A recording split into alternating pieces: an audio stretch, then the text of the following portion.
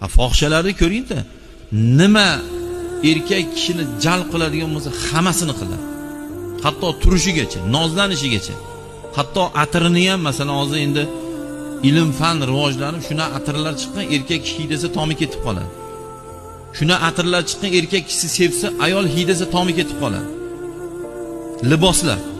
Mana nimaga? Masalan, odatda shashli pazlar yo qanaqadir hidi chiqadigan taomlar qiladiganlar tashqarilarda imkon darajada hidi uradigan joyda qiladi. Nimaga hidini hidlaysiz, shashligingiz keladi. Shuning uchun aytadiki, "Ey erkak, nikohingda bo'lmagan ayolni hidlama" deydi. Ayol nikohingda bo'lmagan erkakni hidlama deydi. Qo'l berib ko'rishma deydi. Bir-biringga ko'z urishtirma, qarama deydi. Nimaga? Nimaga zino ko'payib ketdi? Zaprishon bo'lgan yo'llardan yuruvchilar ko'payib ketdi. O'sha zaprishondan yursak, qoidani buzgan bo'lamizmi? Zaprishondan yurildi, bu jinoyatga yurilyapti bu. Bu zinoga yurilyapti. Mana endi mendan ko'ra menimcha sizlar ko'proq bilsalaring kerak bu zino temasida nimalar bo'lib ketayotganini.